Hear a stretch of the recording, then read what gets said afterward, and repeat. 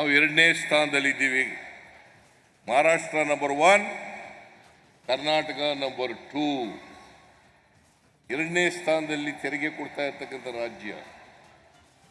ಅದರಿಂದ ಪ್ರವಾಸೋದ್ಯಮದಲ್ಲಿ ಬರ್ತಕ್ಕಂಥ ಆದಾಯದಿಂದಲೇ ಕರ್ನಾಟಕ ರಾಜ್ಯವನ್ನು ನಡೆಸಬೇಕು ಅಂತಲ್ಲ, ಆದರೆ ಪ್ರವಾಸೋದ್ಯಮದ ಬೆಳವಣಿಗೆ ಎಲ್ಲಕ್ಕ ಪೂರಕವಾದಂಥ ಪ್ರಕೃತಿ ದತ್ತವಾದಂಥ ಎಲ್ಲ ಅವಕಾಶಗಳು ಕೂಡ ಇದ್ದಾವೆ.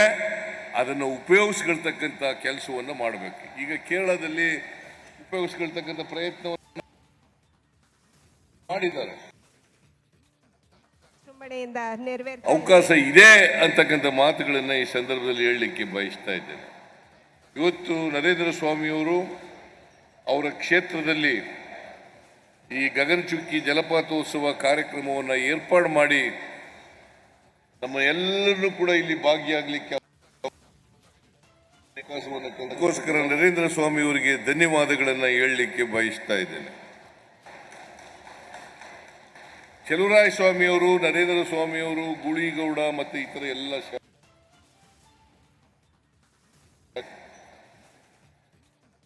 ನಮಗೆ ಮದ್ದೂರು, ಮಳವಳ್ಳಿ,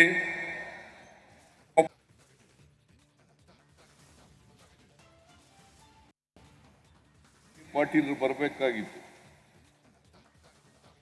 ನಾನು ಅವ್ರಿಗೆ ಹೇಳಿದ್ದೀನಿ,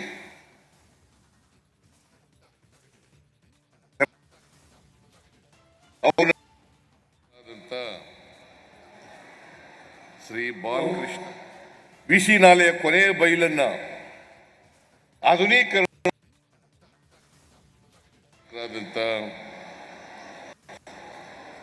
AR ಕೃಷ್ಣಮೂರ್ತಿ ಅವರ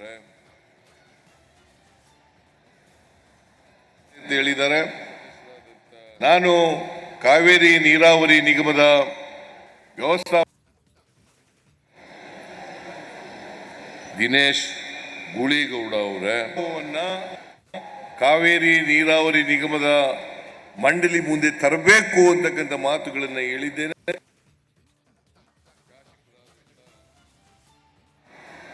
ಶ್ರೀ ಬಾಲಕೃಷ್ಣ ಅವರ ಕೃಷಿಗೆ, ಆರೋಗ್ಯಕ್ಕೆ ಮತ್ತೆ ಸಾಮಾಜಿಕ ನ್ಯಾಯಕ್ಕೆ ಮೇಲ್ಮನೆಯ ಸದಸ್ಯರಾದಂಥ ಪ್ರಕಾಶ್ ರಾಥೋಡ್ ಅವರ, ದಿನೇಶ್ ಗುಳಿಗೌಡ ಅವರ ಪ್ರವಾಸೋದ್ಯಮದಿಂದ ಬೇಕಾದಷ್ಟು ಆದಾಯವನ್ನು ಮಾಡ್ತಾ ಇರ್ತಕ್ಕಂಥದನ್ನ ನಾವು ನೋಡ್ತೀವಿ. ಕರ್ನಾಟಕದಲ್ಲೂ ಕೂಡ ಪ್ರವಾಸೋದ್ಯಮ ಮಾಡಲಿಲ್ವೋ ಅವರು ಟೀಕೆಯನ್ನ ಮಾಡ್ತಾ ಇದ್ದಾರೆ. ಕಾರ್ಯಕ್ರಮಗಳನ್ನು ಕೊಟ್ರೆ, ಬಡವರಿಗೆ ಕಾರ್ಯಕ್ರಮಗಳನ್ನು ಕೊಟ್ರೆ, ಅವರಿಗೆ ಆರ್ಥಿಕವಾಗಿ ಸಾಮಾಜಿಕವಾಗಿ ಶಕ್ತಿಯನ್ನು ತುಂಬಿದ್ರೆ ಅದನ್ನ ವಿರೋಧ ಮಾಡ್ತಾ ಇದ್ದಾರಲ್ಲ, ಆ ವಿರೋಧಿಗಳು ಬಡವರು ಅಂತಕ್ಕಂಥದನ್ನ ತಾವು ವಿಚಾರ ಮಾಡಬೇಕು ಅಂತಕ್ಕಂಥ ಮಾತುಗಳನ್ನ ಹೇಳಲಿಕ್ಕೆ ಬಯಸ್ತಾ ಇದ್ದಾರೆ. ಈಗ 5 ಗ್ಯಾರಂಟಿಗಳನ್ನು ನಾವು ಕೊಟ್ಟಿದ್ದೀವಿ. ಚುನಾವಣೆಗಿಂತ ಪೂರ್ವದಲ್ಲಿ ಜನರಿಗೆ ಭರವಸೆಗಳನ್ನು ಕೊಟ್ಟಿದ್ದು. ಆ ಭರವಸೆಗಳನ್ನ 1 ವರ್ಷದಲ್ಲಿ ನಾವು ಅಧಿಕಾರಕ್ಕೆ ಬಂದ 1 ವರ್ಷದಲ್ಲಿ ಸಂಪೂರ್ಣವಾಗಿ ಈಡೇರಿಸಿದ್ದೇವೆ. ಸಿದ್ದರಾಮಯ್ಯ ಕೊಟ್ಟ ಮಾತಿನಂತೆ ನಡ್ಕೊಂಡಿದ್ದಾರೆ. ಈ 5 ಗ್ಯಾರಂಟಿಗಳು, ಯೋಜನೆಗಳು ಜಾರಿಯಾಗಿದ್ದಾವೆ ಅಂತೇಳಿ ಹೊಟ್ಟೆ ಈಚುಕೊಳ್ಳಲಿಕ್ಕೆ ಪ್ರಾರಂಭ ಮಾಡಿದ್ದಾರೆ. ಹೊಟ್ಟೆ ಉರಿ ಪಾಪ. ಒಂದು ಕುಟುಂಬಕ್ಕೆ ಈ 5 ಯೋಜನೆಗಳನ್ನು ಜಾರಿ ಮಾಡಿದ ಮೇಲೆ 4 ರಿಂದ 5 ಸಾವಿರ ರೂಪಾಯಿಗಳು ಪ್ರತಿ ತಿಂಗಳು ಒಂದು ಕುಟುಂಬಕ್ಕೆ ಸಿಗ್ತಾ ಇದ್ದಾವೆ. ಯಾರು ಬಡತನದ ರೇಖೆಯಿಂದ ಕೆಳಗಡೆ ಇದ್ದಾರೆ, ಇದಕ್ಕೆ ಜಾತಿ ಇಲ್ಲ, ಇದಕ್ಕೆ ಧರ್ಮ ಇಲ್ಲ, ಎಲ್ಲ ಜಾತಿಯ ಜನರು, ಎಲ್ಲ ಬಡವರಿದ್ದಾರೆ. ಬ್ರಾಹ್ಮಣರಿಂದ ಹಿಡಿದು ಕೆಳಮಟ್ಟದ ಯಾರ್ಯಾರು ಇದ್ದಾರೆ ಎಲ್ಲ ವರ್ಗದ ಜನರು, ಬಡವರಿಗೂ ಕೂಡ ಸಿಗ್ತಾ ಇದೆ. ಇವತ್ತು ಯೋಜನೆ ಕಾರ್ಯಕ್ರಮ ಎಲ್ಲ ಮಹಿಳೆಯರು ಕೂಡ ಫ್ರೀಯಾಗಿ, ಬಹುಶಃ ಇಲ್ಲಿ ಬಂದಿರೋದು ಕೂಡ ಫ್ರೀಯಾಗಿ ಬಂದಿರಬೇಕು ಅಂತ ಅನ್ಸುತ್ತೆ. ಯಾರು ಕಾರ್ ಇರೋದಿಲ್ಲ ಅವರೆಲ್ಲರೂ ಕೂಡ ಬಸ್ನಲ್ಲಿ ಫ್ರೀಯಾಗಿ ಬಂದಿದ್ದೀರಿ, ಹೌದು ಅಲ್ವೇನ್ರಮ್ಮ? ಕೈ ಎತ್ತಿ ಸ್ವಲ್ಪ ನೋಡೋಣ. ಅಡೆ, ಇದಕ್ಕೆ ಅಂತಸ್ತಿಲ್ಲ, ಬಡತನ ಸಿರಿತನ ಇಲ್ಲ, ಯಾವುದೇ ಜಾತಿ ಇಲ್ಲ, ಎಲ್ಲ ಜಾತಿಯ ಜನರು ಕೂಡ ಫ್ರೀಯಾಗಿ ಓಡಾಡಬಹುದು. ಇವತ್ತಿನವರಿಗೆ ಜೂನ್ 11, 2000 ಕಾರ್ಯಕ್ರಮ, ಇವತ್ತಿನವರಿಗೆ 2,87,00,000 ಮಹಿಳೆಯರು ಫ್ರೀಯಾಗಿ ಸರ್ಕಾರಿ ಬಸ್ನಲ್ಲಿ ಪ್ರಯಾಣ ಮಾಡಿದ್ದಾರೆ. ಇದು ನಮ್ಮ ಟೀಕೆ ಮಾಡೋರಿಗೆ ಕಣ್ಣು ಕಾಣ್ತಾ ಇಲ್ವಾ?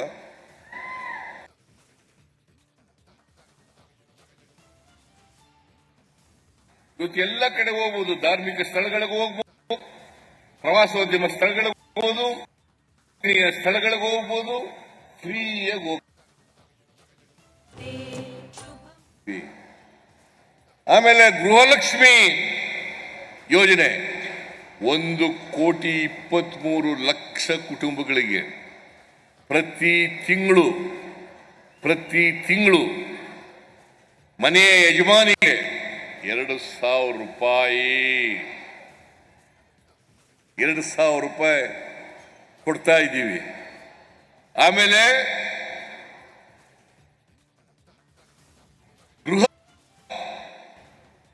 ಶಕ್ತಿ, ಇದು ಎಂಥದ್ದು, ವಿದ್ಯುತ್ ಕೊಡ್ತಕ್ಕಂಥದ್ದು ಫ್ರೀಯಾಗಿ. ಗೃಹ ಜ್ಯೋತಿ 1,62,00,000 ಕುಟುಂಬಗಳಿಗೆ, 1,62,00,000 ಕುಟುಂಬಗಳಿಗೆ ಫ್ರೀಯಾಗಿ 200 ಯೂನಿಟ್ ವರೆಗೆ ಫ್ರೀ ಕರೆಂಟು. ಇವ್ರು ಯಾರು ಕೊಟ್ಟಿದ್ರೆ ಟೀಕೆ ಮಾಡೋರು? ಇವತ್ತು ಟೀಕೆ ಮಾಡ್ತಾರ ಇಲ್ಲ, ಅವ್ರು ಯಾರಾದ್ರೂ ಕೊಟ್ಟಿದ್ರ? 5 kg ಅಕ್ಕಿಯನ್ನ ಅನ್ನಭಾಗ್ಯ ಕಾರ್ಯಕ್ರಮದ ಮೂಲಕ ಫ್ರೀಯಾಗಿ ಕೊಡ್ಲಿಕ್ಕೆ ಪ್ರಾರಂಭ ಮಾಡಿದವನು ಈ ಸಿದ್ದರಾಮಯ್ಯ. ಟೀಕೆ ಮಾಡೋರು ಯಾರು ಮಾಡಲಿಲ್ಲ. ಮತ್ತೆ ನಾವು ಅಧಿಕಾರಕ್ಕೆ ಬಂದ್ರೆ 5 kg ಅಕ್ಕಿಯನ್ನು ಹೆಚ್ಚುವರಿಯಾಗಿ ಕೊಡ್ತೀವಿ ಅಂತ ಘೋಷಣೆ ಮಾಡಿ ಭರವಸೆ ಕೊಟ್ಟು ಅದನ್ನು ಬಂದ ತಕ್ಷಣ ಜಾರಿ ಕೊಟ್ಟವರು ಸಿದ್ದರಾಮಯ್ಯನವರು ಸರ್ಕಾರ, ಕಾಂಗ್ರೆಸ್ ಸರ್ಕಾರ.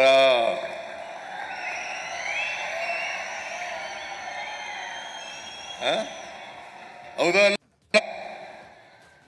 ನಿರುದ್ಯೋಗಿ ಪದವೀಧರರಿಗೆ ತಿಂಗಳಿಗೆ 3,000 ರೂಪಾಯಿ, ಡಿಪ್ಲೊಮಾ ಹೋಲ್ಡರ್ಸ್ಗೆ 1,500 ರೂಪಾಯಿ 2 ವರ್ಷದೊಳಗೆ ಕೊಡ್ತಕ್ಕಂಥದ್ದು. ಜೊತೆಗೆ ಸ್ಕಿಲ್ ಡೆವಲಪ್ಮೆಂಟ್ ಕೂಡ ಅವರಿಗೆ ಉಚಿತವಾಗಿ ಮಾಡಿಕೊಡ್ತಕ್ಕಂಥ ಕೆಲಸವನ್ನು ಮಾಡ್ತಾ ಇದ್ದೀವಿ. ಇದು ಬಡವರಿಗೆ ಶಕ್ತಿ ತುಂಬತಕ್ಕಂಥ ಕಾರ್ಯಕ್ರಮ. ಮಾಡಿದ್ರೆ ಕೆಲವರಿಗೆ ಹೊಟ್ಟೆ ಕಿಚ್ಚೆಲ್ಲ ಏನ್ ಮಾಡೋದು? ನೀವು ಯಾರು ನಮ್ಮ ಸರ್ಕಾರದಿಂದ ಉಪಯೋಗವನ್ನು ಪಡ್ಕೊಳ್ತಾ ಇದ್ದಾರೆ ಅವರು ಇದಕ್ಕೆ ಉತ್ತರವನ್ನು ಕೊಡ್ತಕ್ಕಂಥ ಪ್ರಯತ್ನವನ್ನು ಮಾಡಬೇಕು. ನೀವು ಸುಮ್ಮನಿದ್ರೆ ಅವ್ರು ಟೀಕೆ ಮಾಡುತ್ತಲೇ ಇರ್ತಾರೆ. ಸುಳ್ಳು ಹೇಳೋದ್ರಲ್ಲಿ ನಿಸ್ಸೀಮರು ಬಿಜೆಪಿಯವರು, ಬರೀ ಸುಳ್ಳು ಹೇಳೋದು. JDSನವರು ಸೇರ್ಕೊಂಡ್ಬಿಟ್ಟವ್ರು, ಈಗ ಸುಳ್ಳು ಹೇಳೋದು. ಸುಳ್ಳುಗಳನ್ನ ನಂಬಕ್ಕೆ ಹೋಗ್ಬೇಡಿ. ಈ ಸುಳ್ಳು ಹೇಳೋರು ಯಾವತ್ತೂ ಕೂಡ ಮಾಡಿಲ್ಲ. ಈಗ ಮಂಡ್ಯ ಶುಗರ್ ಫ್ಯಾಕ್ಟ್ರಿಗೆ 50 ಕೋಟಿ ರೂಪಾಯಿ ಕೊಟ್ಟವ್ರು ಯಾರು? ಯಾರಿಗೆ ಕೊಟ್ಟವರು? ಈ ಹೊಸ ಶುಗರ್ ಫ್ಯಾಕ್ಟ್ರಿ ಮಾಡ್ತೀವಿ ಅಂತ ಘೋಷಣೆ ಮಾಡಿದವ್ರು ಯಾರು? ಯಾರು ಮಾಡದ್ದು? ಮಂಡ್ಯದಲ್ಲಿ ಕೃಷಿ ಪ್ರಧಾನವಾದಂಥ ಜಿಲ್ಲೆ ಮಂಡ್ಯ ಜಿಲ್ಲೆ. ಮಹಾರಾಜರ ಕಾಲದಲ್ಲಿ, ನಾಲ್ವಡಿ ಕೃಷ್ಣರಾಜ ಒಡೆಯರ ಕಾಲದಲ್ಲಿ